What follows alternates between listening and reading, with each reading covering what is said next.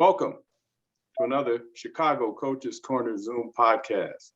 My name is Dr. Thomas Earl Reed, and I am one of three team members that host this show. And today, we have an outstanding show today. Our theme today is parents who now adult children have played professional sports. And we have two outstanding guests with us. But as our normal protocol, before we get to our guests, I would like to introduce the Chicago Coaches Corner Zoom podcast team. And I'll start, kind of mix the order up a little bit this time, guys. I'll start with Mr. Kenneth Jennings. Kenneth is one of our co-hosts of the Chicago Coaches Corner podcast. He's one of our team members. He is the founder and the CEO of Gridiron Alliance, a nonprofit organization. He also is a peer mentor at the Life Center for Shirley Ryan Ability Lab. He has his own blog talk radio show titled A Man's View. And Ken sits on a couple of advisory boards. He has coached football for 20 years and is on authorship of his new book titled How 8 Seconds Changed My Life. He is also a motivational speaker who travels the country speaking to patients, students, and business leaders and people in the medical field. Ken, how you doing today? I am doing wonderful. As always, I'm blessed to be able to be a part of the show tonight, and I know it's going to be a great one. Good to hear it, Ken. Our second team member is none other than Mr. Sam McNabb. Sam is the founder and host of Cedo Sports Network and also co-created the Coach's Corner blog talk radio show. Him and I think, if I'm not mistaken, Coach Chick had a part to play in that as well. Sam has hosted Coach's Corner radio show for a lot of years, for over 3 years, in conjunction with co-hosting our show. Was the president of his own sports information service to assist student athletes and parents on high school and college in the college sports process. Is the co-founder of Cedo Sports Network, and also was the founder of the National Football Players Father Association he established with parents of NFL professional football players. And like our host, Sam is the father of an NFL great, Donovan McNabb. Sam, how you doing today? Did we lose him? I think we may have lost Sam. If that's okay, I'll bring him back in. And last but not least, Mr. Jesse Chick. Jesse is also one of our co-hosts. He has been a football coach for over 40 years, was the former head football coach at Simeon High School. He also was the director and player personnel and team chaplain for the football team at the College of DuPage. He is a 4-time Hall of Fame coach. He's in a various number of Hall of Fames. And currently he serves as Dean of Attendant at Simeon High School. He is still a part of that administration. Coach Chick, how are you doing today? I'm doing fantastic. I'll tell you, I'm honored to be in the presence of all of you and looking forward to this conversation. We're going to get along. We're going to have some fun. I know we are. We having a hard time hearing you, Coach. Yeah, Coach, you got a little. No, it sounds like your sound is a little bit muffled. Yeah. We're going to work on it. We're going to keep on going on. We'll get it together. Work. It's got technology today.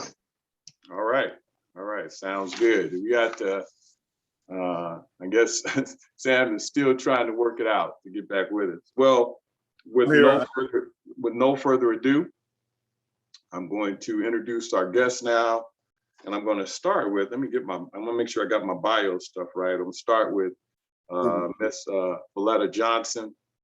Veletta is a Chicago native who resides now in Sacramento, California. She has coached basketball in various venues and at all levels for over 25 years. She was a co-founder of Future Basketball Academy in Sacramento, California, and was the academic director of Showtime Hoops Basketball Academy that was founded by a good friend of mine, Michael Walker. One of the things that I call her Coach V, we all call her Coach V, prides herself on is with developing spiritual, mental, physical, and emotional well-being of student athletes. And she has been associated with for a number of years. She is the proud mother of 3 children, Nikita Henry, who is a professional athlete, who is a professional actress, model, business owner, and news reporter. And her daughter, Gina, was an outstanding basketball player in her own right. And I just remember that tragic accident,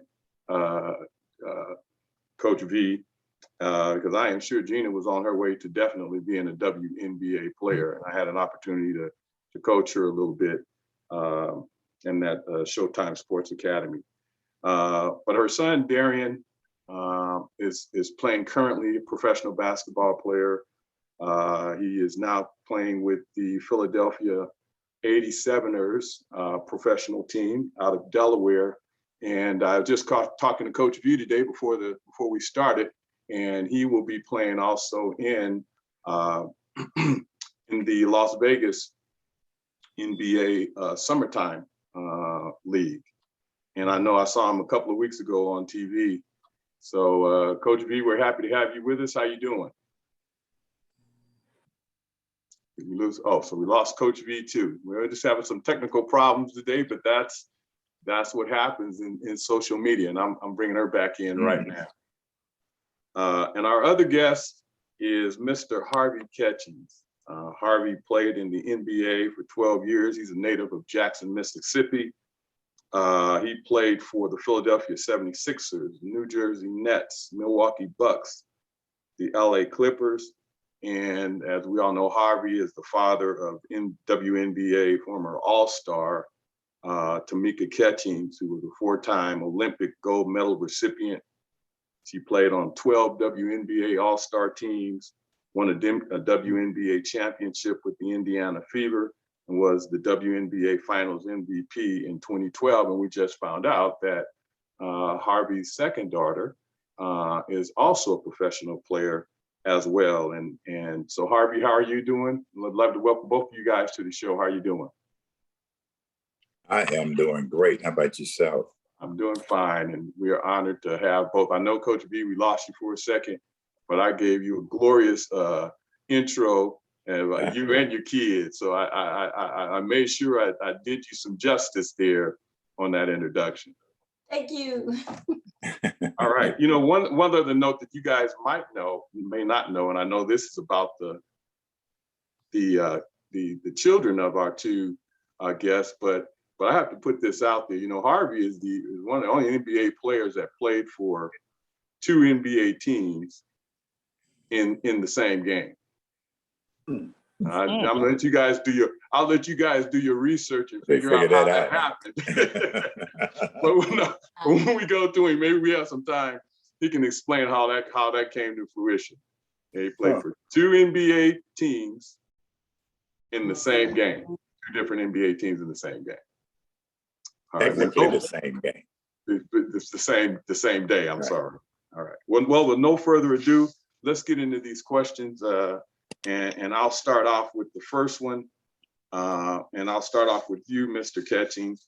You know, how did you navigate, you know, through the process of Tamika becoming a professional athlete? How did you navigate, you know, her through that process? You know, dealing with agents, contracts. How did all of that come to fruition? We all know that she was an elite athlete in probably in middle school and high school. But how did you navigate that? I think the biggest thing was, you know, having Pat Summitt involved in the process. I'm still a big Pat Summitt fan because, you know, she did a great job in preparing Mika for a lot of the things that were going to happen, you know, once she left Tennessee. But I always kept her accountable for making the right decisions as it relates to, number one, the people that come into your life, the people that are going to be coming at you, because a lot of these coaches and a lot of these agents were going to be coming at her trying to represent her. We chose Lon Babby and Jim Tanner to represent her for a couple of reasons. One, I knew that Lon Babby was getting ready to possibly get out of, being an agent. And Jim Tanner was a Black man that I had a lot of respect for. And one of the things that I've always tried to do is give us an opportunity to try to get into this game. They're only going to give us so much. So it's up to us as fathers and mothers and, friends and everybody to make sure that we pull one another into these types of situations. So I entrusted Jim Tanner with her. He did an incredible job throughout her career, and he continues to be a part of her life today. That's great. Coach V, I know we've talked a little bit about, Darin's transition from college. We played at Washington University, then transferred to Cal State Northridge. At Washington, he was with a good friend of mine, Lorenzo Romar, and then at Northridge with Reggie Theus. From your experience, how did you navigate, Darin's transition now as a professional basketball player? What some of the things that you instilled in him, or what some of the things that you did as a single parent? Yes, that I was listening to Harvey, and one of the biggest things is I didn't have knowledge of what the next step of a journey of a professional athlete would consist of. So basically, agents were communicating with my son prior to him even leaving college. And there were different types of things that were happening, and it happened really fast. And one of the things that through that process for me is that my son, when they entered into the draft, the NCAA gave him an opportunity to come back to school. So they could say, I'm going to enter, and then no. And I told him, absolutely no. If you're not in the top, in the first round, there's no reason for you to come out of school. You need to finish and what God has for you. This is the mother in me. It's not the professional person who understands basketball. You have to still have sustainability. So when Harvey was talking about accountability, I held him accountable for his career going forward. And so one of the things that he did, he had to when he transferred, sit out, but during that process, he was able to build so many credits. So he literally didn't have to complete his 5th year of college. He had 6 units, and I said, you complete those 6 units, you graduate, and then you can pursue your career, and I'm gonna support you 100%. And during that summer, in 2017, he was completing his bachelor's degree. He was also going to camps. He actually went to Chicago, and then he basically was on his own. He really didn't have anyone except, Coach Mike and us. We didn't know what the next steps were or anything, but his talent and his gift spoke for itself. And with the agent process, I guess going forward, I would probably say, do your homework, because the agent came from nowhere and I didn't really know how to look up anything. I didn't have any contact. And before I knew it, there was a contract in our face. And because this is a young man who doesn't really understand, who's going to manage you, is it the agent going to manage you? None of those things happened prior to him signing that contract. All we knew is that there was an NBA player that the agent already had. But I would probably tell a parent, look up the rankings, do your homework. I had no idea of even where to go at first, but through trial and error, he was able to become a professional athlete. And I think the process for me is on has gotten through the process pretty much himself and showing his talents, like he got drafted with the Philadelphia, not the 76ers, but the Delaware 87ers workouts. And he was blessed to be able to do that. Okay. We're having You know, some. just to add, Go ahead, just Harvey. to add to what Coach just got through saying, and I apologize. One of the things that has been incredible for athletes in this last 15, 20 years, or, you know, potential professional athletes, is that the National Basketball Players Association has a division that you can call. And if you get Sam Jones's name and he wants to be my son's agent, they'll take a look and see if Sam Jones is on that list. If Sam Jones is not on that list, he cannot represent players. You have to be a part of the Players Association in order to be an agent in the NBA today. Wow, So I just wanted to add that as well. that's great. Okay, Hey, so Harvey, where was you when I needed you? I was there, but you just didn't call me. all right. Well, now I'll turn this over to my next team member, Coach Chick. We'll let you Everybody hear me start okay? with the next question. Can I hear me okay, everybody? Yeah, your sound is still real muffled though. Trying my best. I've been trying to turn my pen and straighten this thing out. What's going on here? I really want to ask this question. If you can hear me, if you come out. If the door doesn't come out, I need you to take the question, okay? Okay, yeah, it's still muffled. But before I'll take your question last, but we'll go down to Sam. We'll go to Sam. We'll let him chime in, and he can speak more on this probably as well as our guest, going through what he went through with Donovan. Sam, you with us? Yes, I am. I'm here. Okay, sir, you have it. Okay, well, guys, I appreciate you. Mr. Catchings, it's a pleasure to talk with you. Pleasure speaking with you as well. And Mr. Johnson, I'm so delighted to talk with you to hear about your son. Him playing in Philadelphia raised my eyebrows quite a bit.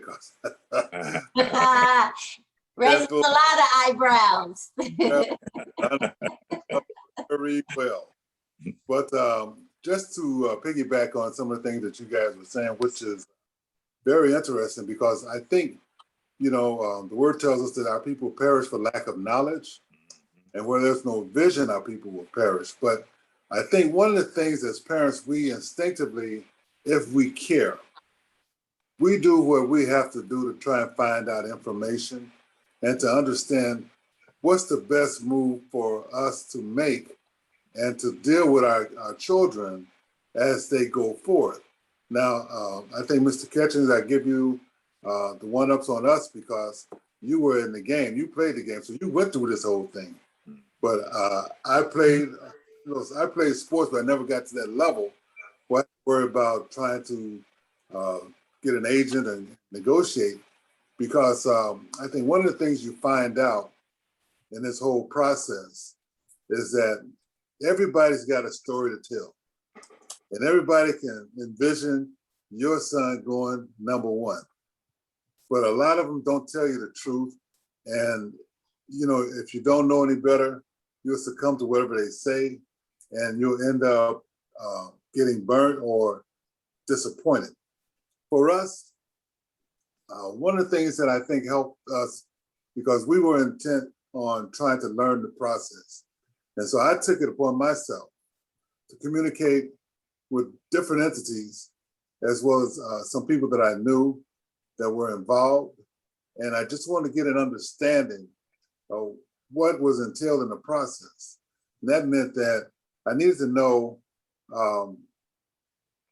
as far as him being observed or considered an elite athlete, where would he go in the draft? And we looked at this in his junior year because he was contemplating maybe coming out and bypassing the senior year. And so we said, no, let's not do that yet. Let's find out what's going on. Somebody would tell us if we pursue where you are.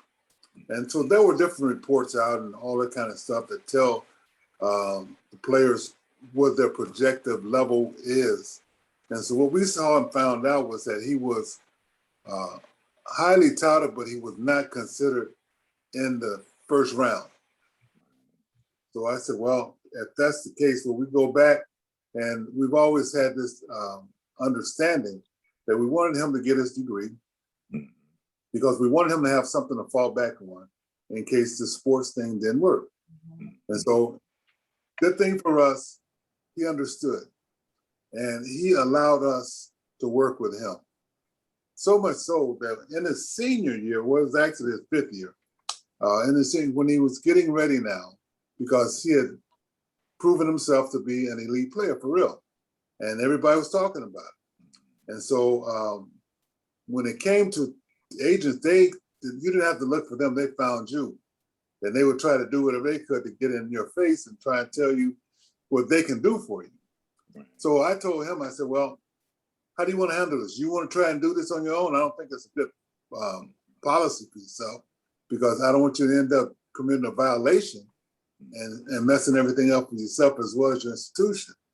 We have been here for you, and we're not going to allow anybody to take advantage of you, because we have learned what we need to know and we feel confident. So he says, well, okay, well, you guys, you interview the agents and you let me know. I said, okay, we'll do that. And that's our process. We interviewed several agents, some of the big names, Lee Steinberg and Gary Richard and all these other people. It's interesting how they can spin things and convince you that they got your son's best interest. Case in point, when Don was being considered, both of those guys, and I didn't know they were battling against each other until later I found out. They were both going after Tim Couch. They were going after Akili Smith. They were going after Donovan. And these were all top-rated quarterbacks. And so I'm saying to myself, well, this doesn't make sense, because this is truly, in my mind, a conflict of interest. How are you going to take one over the other when they're all about the same? And so push come to shove, we decided not to go that route. There were some other things that kind of helped too. I don't know if you guys remember back in the day when Donovan was coming out, there was a young man that played for the Bears, Lonzo Spellman, I think it was, somebody. Pardon me? Yeah. So what happened with him was that he got kind of caught up in some things, and he kind of, caused some legal problems. And so Lee Steinberg was his representative. And so when I got a chance to get in front of Lee Steinberg, I asked him, I said, well, I'm just kind of curious. I said, I just want to know how you're handling the situation with Alonzo. He said, oh, well, we keep in contact with him every day. I said, well, have you come to see him? And do you know what's going on with him? And he said, well, we got people that talk to him.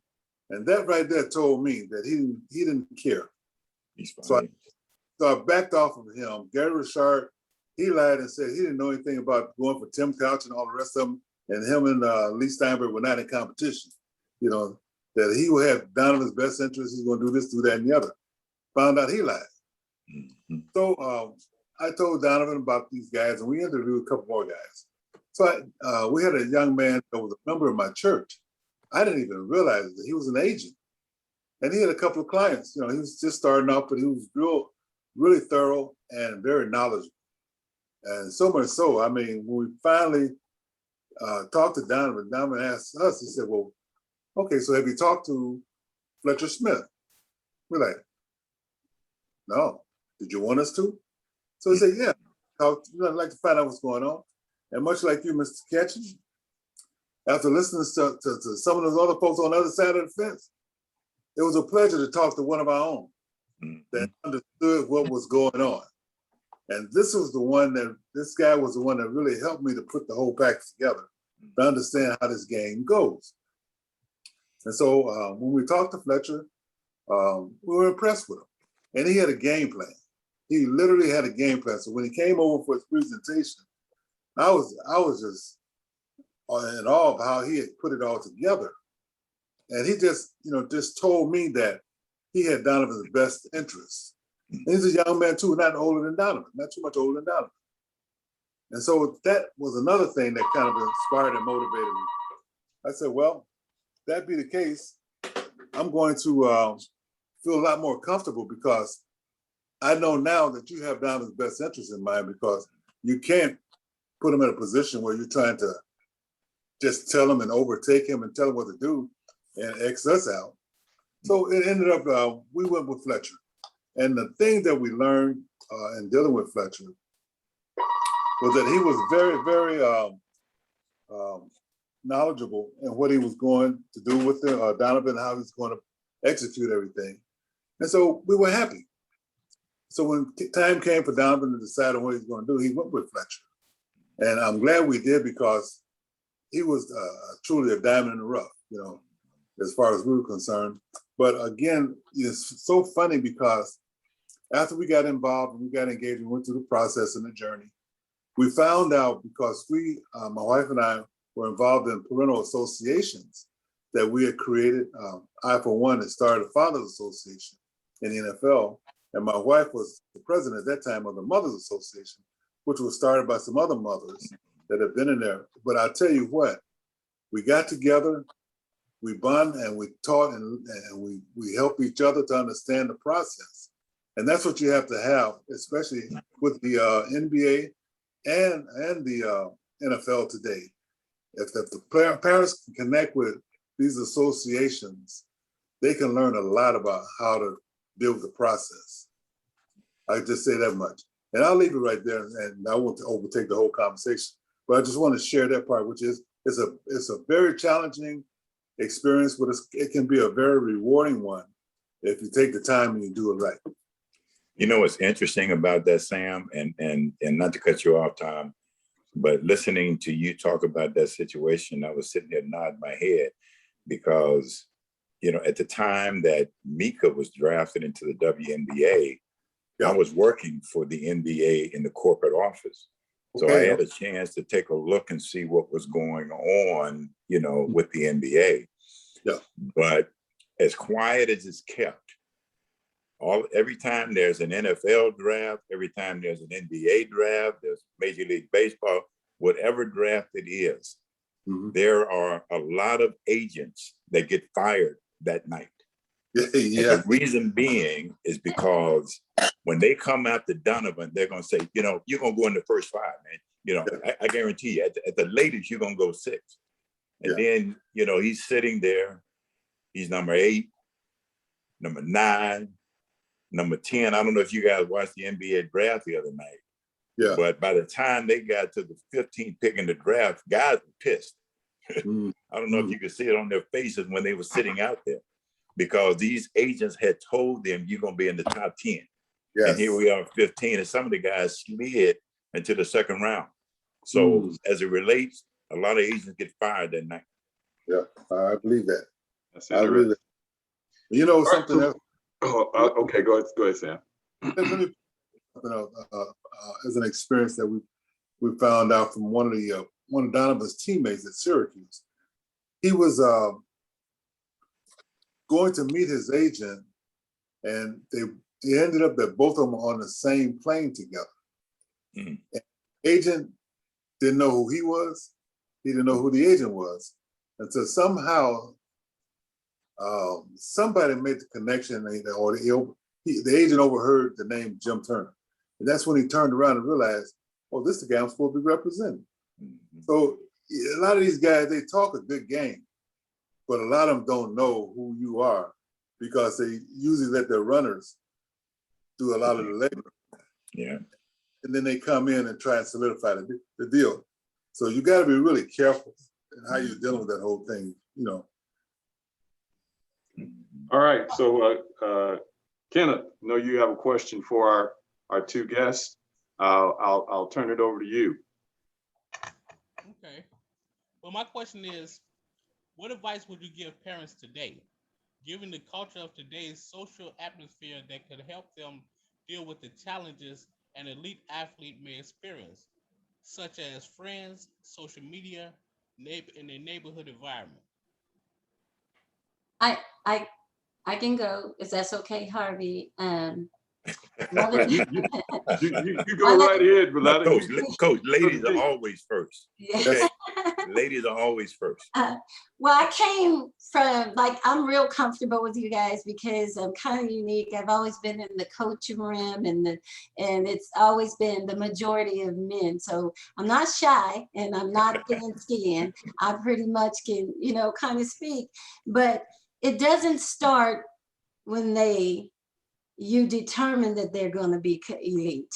You have to develop that social balance from the time that you see that gift in them. And that starts pretty much in middle school, when you start seeing that your kid is like 3 cuts above the other kids, and you're understanding, okay, he's going to have a lot of people around him. And basically him, because I've raised literally four athletes, and basically they told their friends, we're the only ones that can't go out. And I said, either now or later, your goals have to be. And then one of my favorite coaches said, there are 3 things, because having a young man, I had daughters, but having a young man, their minds are made up real quickly. And they said there's 3 things.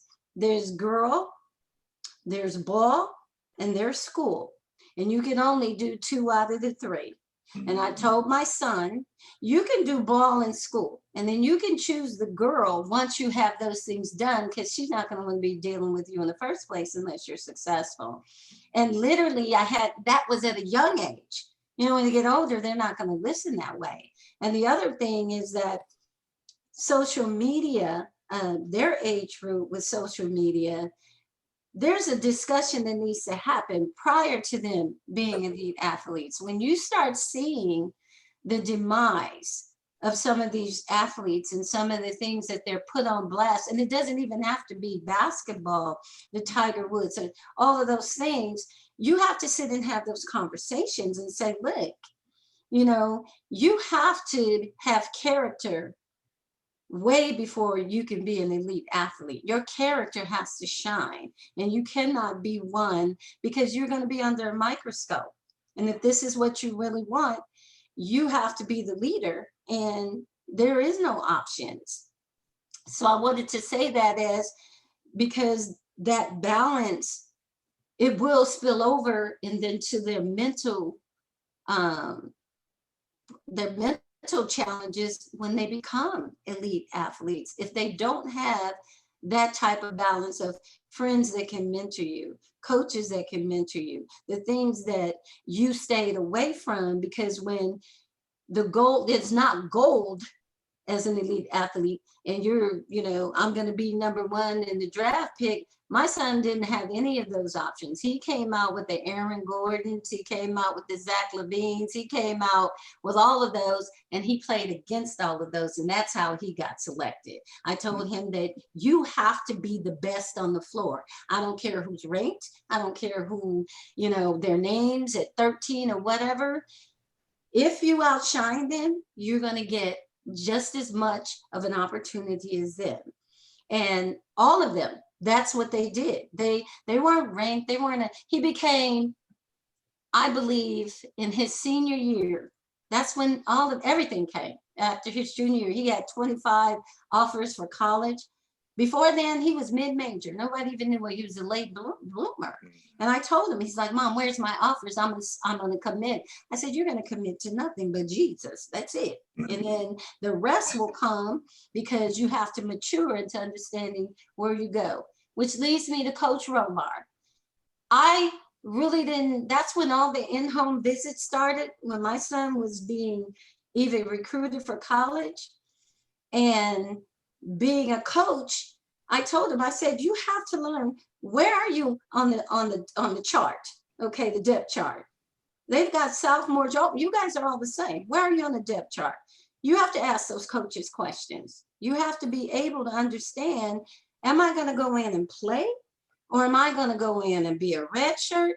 And it's because it's going to become a political game. And the one question people ask me today, what made you choose Washington? I looked Coach Romar in the face. I said, all this is fine, but who's going to teach my son how to be a man? Mm.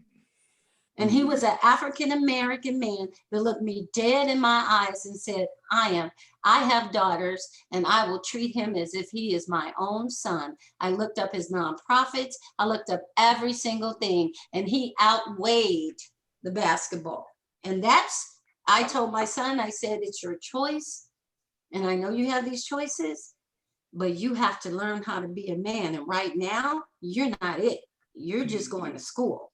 And you're going to bigger aspirations. This man has a lot of pro basketball players, so he knows what he's doing. And I'm gonna put you in his hands, because I know God is in charge of this man. I don't know about these others. So that's what I wanted to say, as far as that process starts early.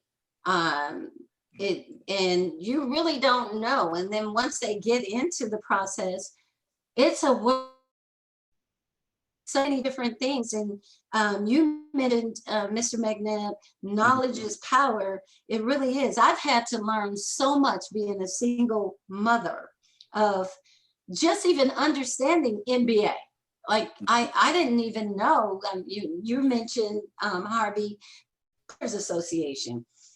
I just thought it was a union, and this is what they automatically became. So I had to learn everything after the fact. And there was a lot of things as far as Philly. I'm not going to take up the time unless you want me to, but the motivational fit is something that every elite athlete has to know for themselves before they decide, especially if you're not top in the draft, because it's all business. It has nothing to do with your talent.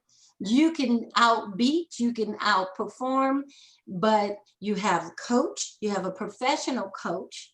And the 76ers did teach us that knowing your game and how you actually motivationally fit and how you can develop as a young player is just as important as, getting that contract, because you can get waived. And he did. He got waived after he got an Exhibit 10. And nobody understood that. Like, how you get a bonus and then you get waived? It's like, who does that? But those experiences, as a person of a professional athlete, he's still a professional athlete. During COVID, he's done what he needs to do. He played in Ireland and COVID shut all of them down, but he's still better than what he was prior to COVID, because you tell your athletes, you got to get better. You got to still be the best one, even if it is political. They got to see your light. So that's really what I wanted to say regarding any parent who doesn't have the full knowledge and you're learning as you go along. It's a grind. It's a huge grind. And you got to support that dream and keep them mentally and spiritually understanding that, it's not the end all catch all. Thank God for your degree. Thank God that you have plan B. And if not, plan C. Because plan A, you can live that and live it out, but what you can do with B and C. Mm-hmm. That would be my communication to another parent. Have a map, whether they follow it or not, have a map. And we had one. And that's where the confidence comes in.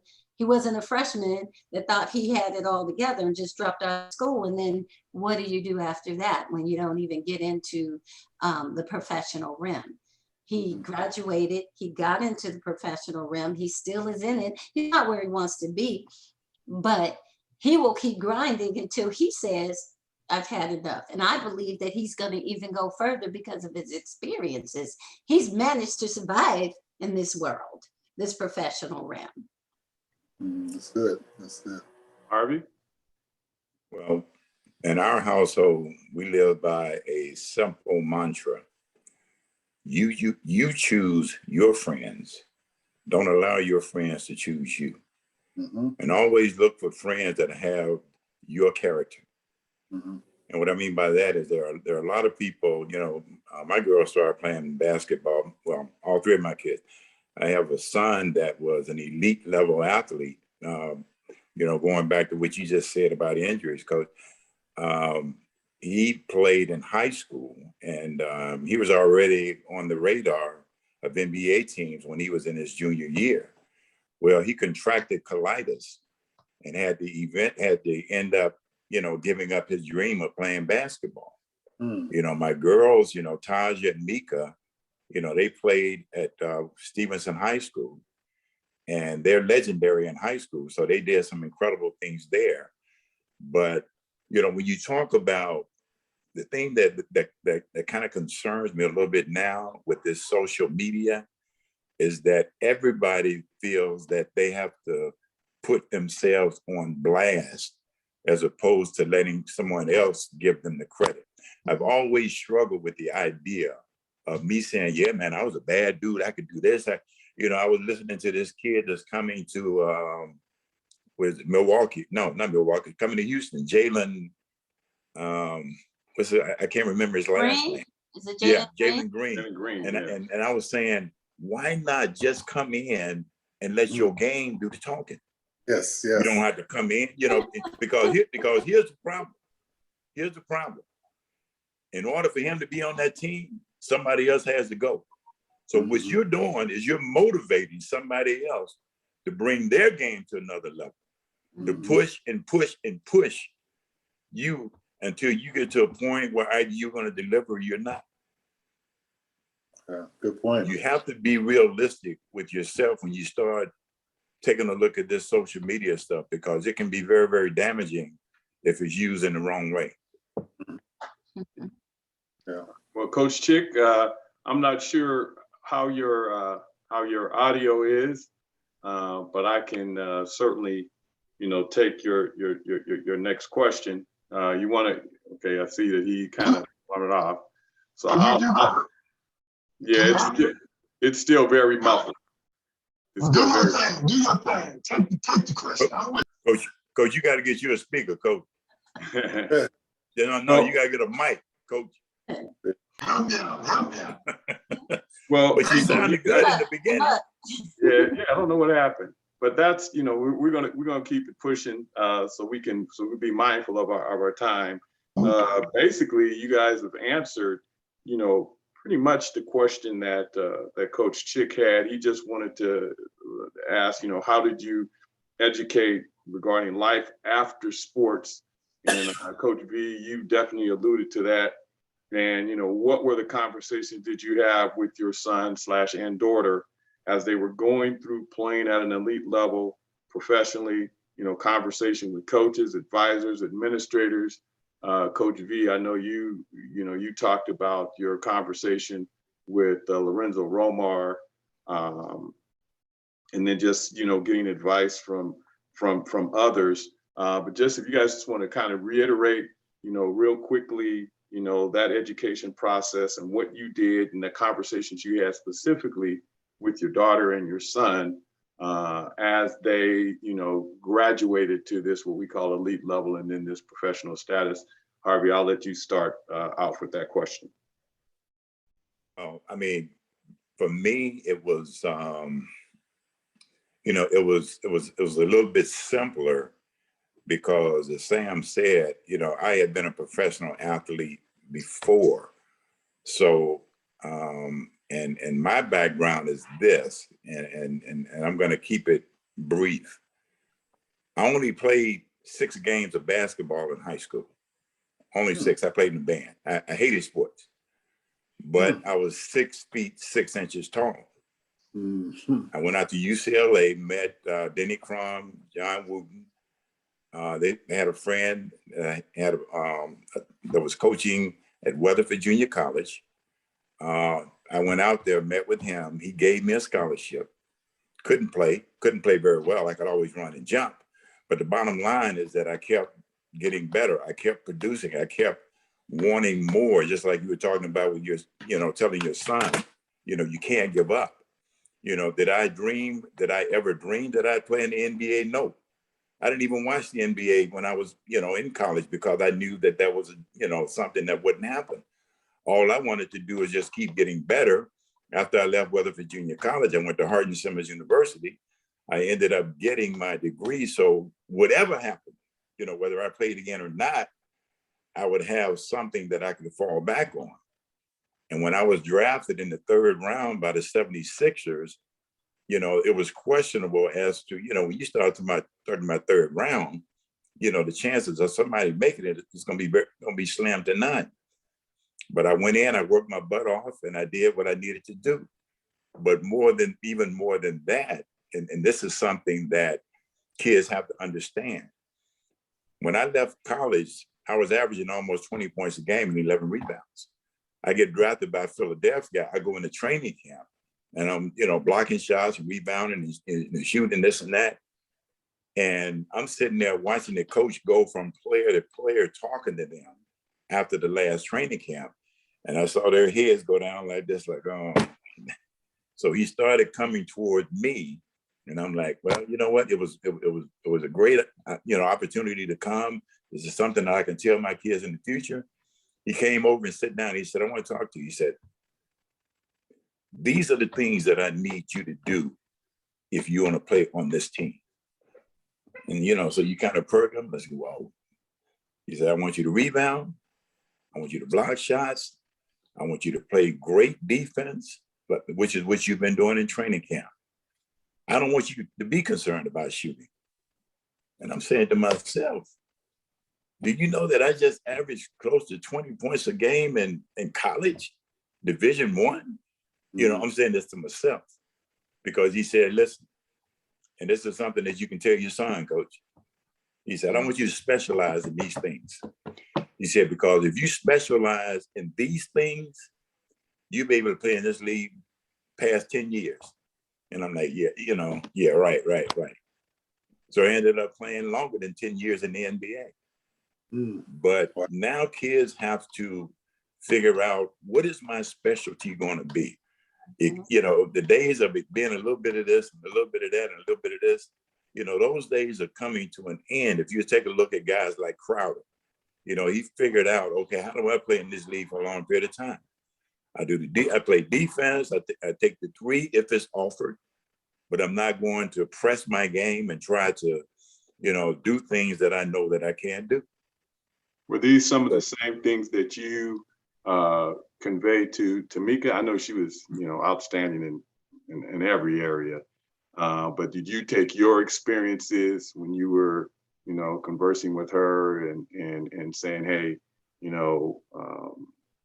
this is what you have to do? And after basketball, there's still life. What was that message like? Well, the message, when Mika came into the WNBA, she was injured. She had a major injury during the NCAA playoffs. And so she was questioning whether she was going to be able to come back. So she took all of the effort and time at that point, and she ended up going back and finishing up her degree, focusing on that. So that when she came into the WNBA, she got drafted, 3rd pick. She was projected to go 1 or 2, but because she was injured, the other team said, well, we need somebody now.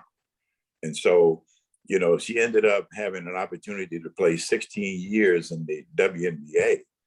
But I always made sure that she knew, there's going to be an end. There's going to be a time, when you're going to have to do something else. Have you started thinking about what you're going to do after you finish playing basketball?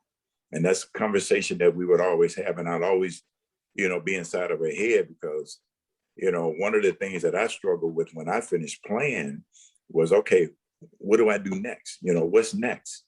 We didn't make a lot of money at that time. So I knew, we all knew that unlike the guys today, they can come in and play 2 or 3 years, $10, $15 million. they ain't got to really be concerned about finding a job after that, Mhm.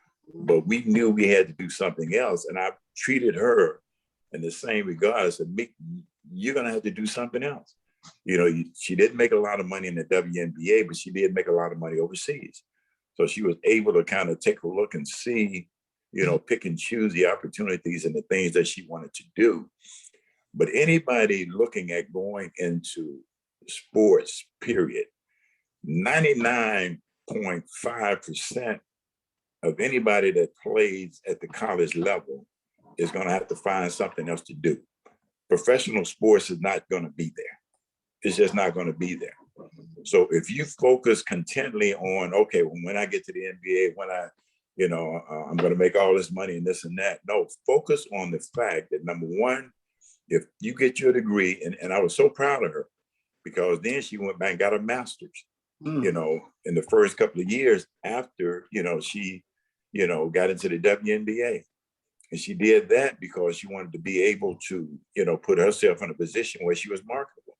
Now she goes on speaking events, speaking around the country, 25 to 50 times a year for different organizations. So she's put herself in a position where, regardless of what she does over here, and regardless of what a kid does when he's in college, if he puts himself in a position where, like Sam said, if you have knowledge and you have wisdom and the ability to make the right decisions, then you're going to put yourself in a position where you can do a lot of different things outside of sports. That's true. Coach V? Yeah, I was going to say, I agree. And with the male professional athletes, especially in basketball, I think that what I told Darin is that you cannot look at these other players and compare. What you have to do is make a decision. You know your worth, and you just keep striving, because it is not a decision that you're going to always be able to be in the best position to make. It's going to be the organizations, or it's going to be whatever those conversations are. You didn't come out there and someone said, we're going to give you that beginning rookie salary. You are still trying to make your mark, and you have to be okay with the mark you made, because there's so many that didn't become professional. And you have to be proud of your accomplishments. You can't just be like, oh, I didn't get there to make $1 million. Do you have a roof over your head? Are you driving a car? What are the things you're thankful for? Because basically, just consider that you're having fun when you are playing. That's your regular job. And not many people can have fun at their regular job. It may not be the millions, but you're still doing what you want to do, and you're darn good at it. Don't let nobody take that away from you because you haven't met that mark. It is just your journey is different. And when you decide that you want to be done, you also have a plan. We've talked about numerous things that when this is not, when this is no longer fun for you and you're tired of the grind, what's plan B? What's plan C? Because you have here. And the mental stability of the young men, to me, and the spiritual aspects. I really work with my son with prayer. I'm a female grown person. He's a male grown person. As far as him being able, us to communicate, it wasn't always like this, because he looked at me like most men when you were in this type of realm. Mom, you don't know nothing about this sport and basketball. I said, I got you here. So you got to be able to understand that, there was nobody but us. And so getting him to open up, because failure is a big thing to them. Rejection is a big thing to them. It's very big to them. Yet to understand that what happened in my dream, it got crushed so quickly. I got waived. What I do wrong? You don't have to do anything wrong. It's just a business decision. So those are the things that I look at, and I have to take that because I don't have the inside scoops of the professional people that I can communicate with. I rely on my friends and my mentors, and most of them have, like you, Harvey, and like you, Mr. Renee, they've had some experiences where I can learn from them and communicate that. Like, I will take all of this because it makes sense to me, and I will add that when we have our conversation. And he's actually leaving for Vegas, so y'all pray for him, because he got a call last night. He played in the TBT, but that was political. Once he did a scrimmage and he got 20 points against those, whoever they were, he didn't get no playing time. He was like, you were supposed to just come in and not beat our starters in the scrimmage. So, but he's used to that. He's always been on the other side of the glory people. And I told him, don't worry about that. Just beat them. Just, your heart is that I still did better. That's it. You don't have to worry about that. So pray for him, because he just got another call. And I guess that camp that goes on with the summer league, where all the international scouts are out there, he got called to that. So he's leaving this weekend. And I know God's got his purpose. Everything works together for the good. So whatever comes out of this, he's going to have plenty of testimonies for the other ones coming in and be able to tell them, you know, I might not have did everything that I wanted to do and become that multi-billionaire or whatever, that pie in the sky that is so far off, but he'll be able to communicate to them his staying power. And that's what I want, his staying power. You quit when you say you're done, not because everybody's got an opinion in you and you feel like you're not going anywhere. Because what God gave you, nobody can take that away. And it is a gift, and God will make room for that gift. So I have to do the spiritual when the other part I don't know. So that's my intake here. You've done a great job, my dear. Yeah. Thank you. The insight that you're giving us now is the same insight. You know, it's one thing to be 6'10", which is my height, and looking down at my girl that are 6'1" and 6'2", and my son was 6'4", and telling them what they have to do. But when you don't have a man around, it's so much more weight on you, because they think that they can play you. They know they can't play us. They can't. Yeah. Well, you know, Yes, but you've done a great job. But you've done a great well, job. it's the trust. I feel it's a trust factor. In at an early age with all of them, not just him. They didn't, you know, they're successful, but at an early age, what I told them is that in order for you to go anywhere, if you don't trust your mama, whether you like it or not, you're gonna have hell to pay, because usually that mama is unconditional. When nobody else like you, your mama love you. So you have to know that anything that I say or do, whether you like it or not, is to your benefit. It's not going to be to hurt you or harm you. And we've bumped heads, but at the end of the day, if I can get him to think about what I said, he comes back to me. I had to learn how to be not just a mother and a overseer, but to be his friend, because I didn't understand everything that he was dealing with. And he kept telling me, you don't understand. And then when I submitted and got humble to him, not where he's just going to boss me, but help me to understand so that I know how to pray. I know how to get information and knowledge to help you, because I get it. I may not. And I think we all as parents have to, with the 20 and 20 to 30, we have to be a little bit more patient and long suffering, because their mindsets, they're very smart, but sometimes the common sense is like, okay, well, where's you coming from? Like, I just need to understand. So I started engaging more in the conversation, not changing my position, but engaging. Whereas, let me think about it. Let me pray about it. Let me think about that decision. And it has helped us. Like, we have a mother-son relationship that if nothing else comes out of, and if he didn't play another day, I know I got my son, you know, I know I got the love, and my son's not in the street. He's not out there, you know, doing wrong. He's kind and those type of things. He's not perfect, but I know that he can survive. If I left this earth, that he'd be able to survive. And that is something that is real important to me as a single mother, that if I left this earth, I know that my kids are going to be just fine, and my grandkids. So that's a mama's perspective. You'd be amazed at the number of players. I was involved in career transition with the NBA, one of the many programs that we had. And you'd be amazed at the number of players that came through that didn't have a good relationship with their mother. And the reason that they didn't have a good relationship with their mother is because they did not want their mother to hold them accountable. Right. And the fact that you've been able to, keep him, to a certain extent accountable. Is he going to step outside the bounds? Yeah. If he gets an opportunity, he might. But there's something always going to be on the side of his neck, saying, looking and saying, where's mom? Because I know she got to be around here somewhere because she's in my head.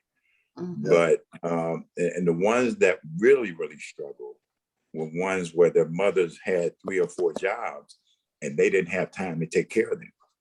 So they just molded their own, lifestyle. Yeah, you're right. You're right.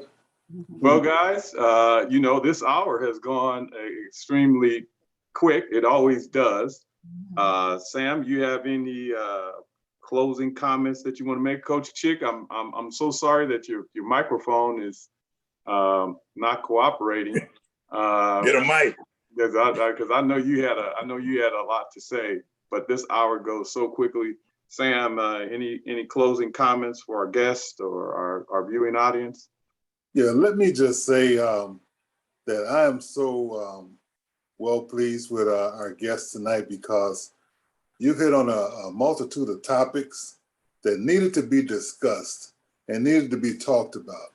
And the good thing about it is we got 2 different perspectives, one from the mama and one from the daddy. And you know what? I know one thing.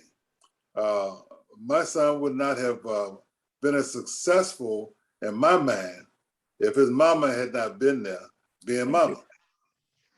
And so it was easy for me because, I knew what I wanted him to understand. But because we were both there and we were both on the same page and we had his best interest in mind, he instinctively knew this. And so it made it easy for us, because I'll tell a quick story. When we used to go to the different home and away games, we were always there for him to listen to what he had to say, because I understood automatically that he did not have the opportunity to say what was on his mind to any and everybody. But he could trust us, and he had confidence in us that if something was bothering him, we were his download pad. We would let him vent and tell his frustrations and get it out of his system, so his mind would be clear for the game coming up. And I think that made such a big difference, so much so that he almost kind of said, I'm so glad you guys are here, because that's what he used to say pretty much when we got there. I'm glad to see you guys. And I knew what that meant. But Mr. Catchings said something very important at the end there. What parents have to understand is your children are only going to be as strong as you provide strength for them and balance in their lives. If you're not there, you created an absence, and you allowed someone else to come in and take your place, and put the voids together in their minds that they want them to have. So it's very important to take your role and understand your role and do it to its best effect. So I'll leave that there. Listen, we need to have this conversation a little bit more. Because I see the opportunity to be an educational source for a lot of the people out there who are just thriving and are hungry for information and understanding of what to do with information. And so I think that we should concentrate at some point in the near future coming back together and doing a part 2 to this. Yeah. Uh, It's interesting when you say that, Sam, because your kids are going to grow up. Mm-hmm. They're going to grow up one way or the other by virtue of the fact that they get up every day and another day has passed. Yep. The challenge is to be able to pour into them, because if you don't pour into them, Yes. somebody else Yes. pour into them. Yes. And there were so many fathers I saw, and I know you guys got to run. I was supposed to get off at 5:30, but this was intriguing to me. Yeah. When I was at the NBA draft, I was one of the guys that when a guy got drafted, I was the one that walked over, put the hat on him, and then gave him about 15 minutes to hug somebody and to get your behind on the stage. I was one of those guys. But you'll be amazed at how many guys would hug their mother, but wouldn't shake their father's hands. And the only reason that he was there was because he was my father. When you put yourself in a position like that where you can have honor, from your son, because you didn't do, kids are kids. Yes. So if you didn't pour into me, somebody else poured into me, you know what?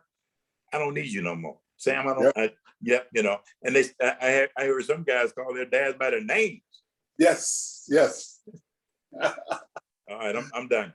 That's interesting. Well, this has been an outstanding show. Before we Coach Jennings, any quick final comments that you have regarding the show or for our two special guests here? Well, I did have one. If y'all could just answer this real quickly. What do y'all think of the dynamics as far as what parents today have to deal with their kids being able to market themselves as young as being in high school and that whole NIL concept? You're right. That might need to be a conversation for our part 2. Yes. For our part 2. Yeah, that's a long conversation there. Yeah, yes, it is. Yeah, that's a long conversation, because I like I said, if I gotta tell you how good I am, then I'm not doing something right. If I gotta broadcast myself, just let my game show you what I got. Mm-hmm.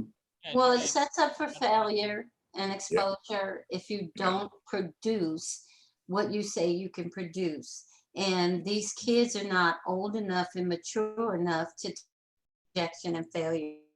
So step out there with your hat and your suits and you pimping or whatever you call yourself doing, and then you get there and your little muscles are still smaller than the rest of them, and you got LeBron, and now you got all these other people who have been in this business for a long time, and you come in there with your little self. Now there's some phenoms, I'll give them that, but for the most part, you've seen so many injuries in these young kids coming because their mindset is not, I'm coming in here to work really, really hard and physically and nutritionally prepared to compete. Your talent got you there, but your sustainability is going to be your work ethic and how you progress mentally through the game. And that's what I have constantly told my son, like, your talent and your potential are two different things. Your potential hasn't arrived yet. What people see you can do, that's what they're looking for. You only know what you are doing because you haven't tapped into that yet. And people see so much more.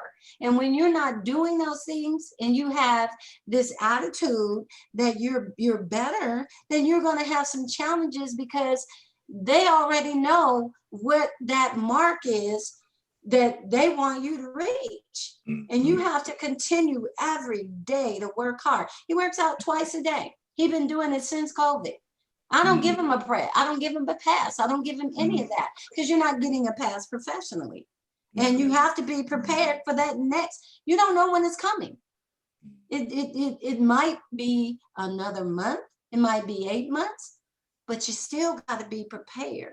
And those ones you're talking about, those little ones, I watched a little bit of the summer league and I said, these are babies.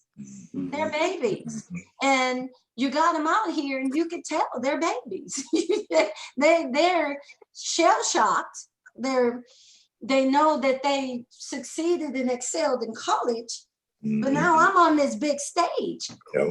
Mentally and maturation wise, they got to catch up because you got the Giannis, you got all of those out there. You guys haven't even seen any of that yet. Just be humble, like Mr. Catchings said, be humble and get in there and do your best. And then when you come out there, if you do make mistakes and fail, nobody's going to expose you as much as you've already exposed yourself saying I'm the greatest. You're not the GOAT. You can't come in being the GOAT. You gotta go through some life experiences for that. And it's not all basketball. You gotta come in with get some experience. So I agree. That's another subject within itself because parents have a part of that too. Yes. And I've witnessed that. You know, you stop telling your kid that they're the greatest. They're not yet. They can be, but they're not yet. And that's something that God's going to do. If they are the greatest, they're going to be the greatest in every area, spiritually, mentally, physically, socially, emotionally, and financially. That's the package I want out of my son. All of it. So, and I'm passionate about it because I see it, and I don't want to see these young men fail. I want to see them succeed. And they got parents who buy into the money and that's all you need. No, they have made money. They've been on social media and they fall apart mentally and they can't come back. There's too many players that have done that, young players, that kid that was from the Bay and they, you know, kidnapping girls, doing all these things because mentally they have not had the opportunity to process what am I really in, what I'm really doing. And parents do have a part, single or not.